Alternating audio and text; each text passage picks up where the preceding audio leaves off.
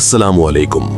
आज हम आपके लिए एक ऐसी कौम का किस्सा लेकर आए हैं जिसका जिक्र कुरान मजीद की मुतअद्दिद सूरतों में आया है। हम वो कौम हैं जिनके हाथों में पहाड़ भी नरम हो जाते हैं, चट्टानें हमारी मर्जी से शक्ल लेती हैं।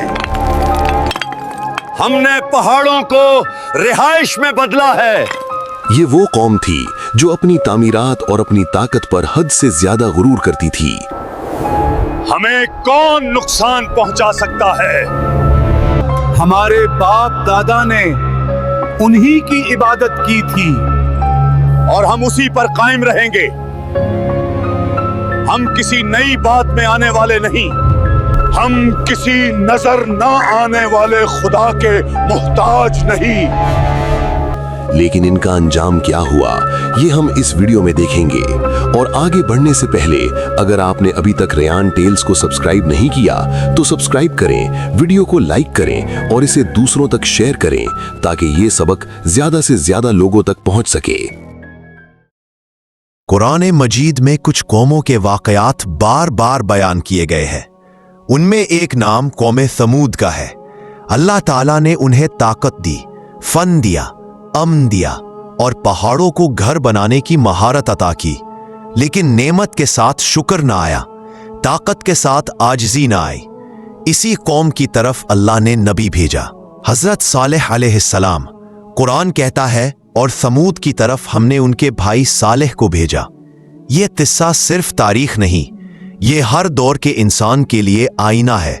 जजीरा अरब का शुमाली इलाका, अल हिज्र और वादी उल कुरे के पहाड़, यहाँ कौम समूद आबाद थी। वो पत्थर तराशते थे, पहाड़ों को महल बनाते थे।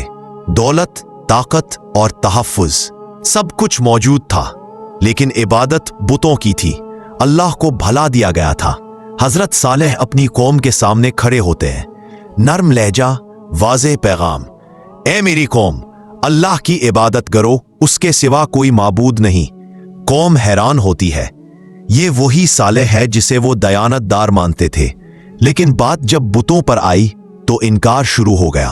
वो कहते हैं, क्या तुम हमें हमारे बाप दादा के माबूदों से रोकते हो? फिर मुतालबा किया गया, अगर तुम सच्चे हो तो कोई निशानी लाओ।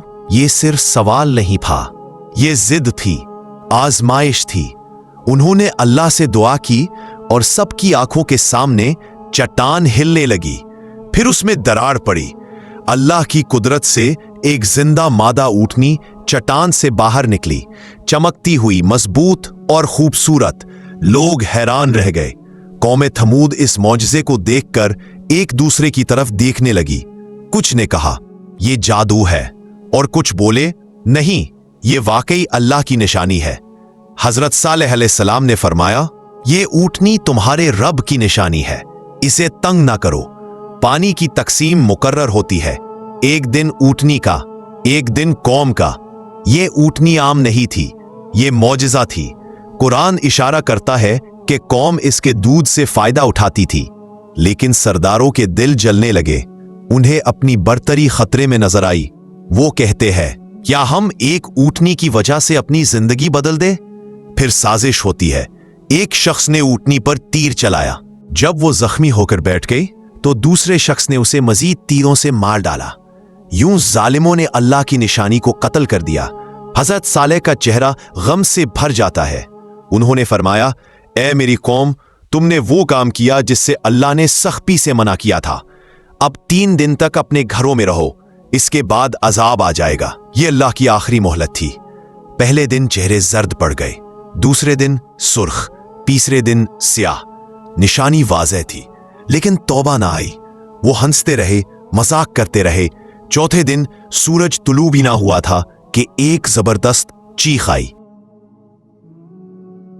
फिर उन्हें जलजले ने आ लिया, जमीन लरज उठी, दिल फट गए। वो अपने ही घरों में ऊंधे पड़े रह गए। हजरत सालेह और ईमान वाले बचा लिए गए। कौम समूद की तबाही ताकत की कमी से नहीं आई, यह अजाब आया गुरूर की वजह से, इनकार की वजह से, अल्लाह की निशानी को झुठलाने की वजह से। फिर कुरान हमें खबरदार करता है, ए आंखों वालों, इबरत हासिल करो। آج بھی انسان معجزہ مانگتا ہے لیکن حکم ماننے کو تیار نہیں۔ قوم سمود ماضی ہے لیکن رویہ آج بھی زندہ ہے۔ سوال اب بھی وہی ہے، کیا ہم اللہ کی بات مانیں گے؟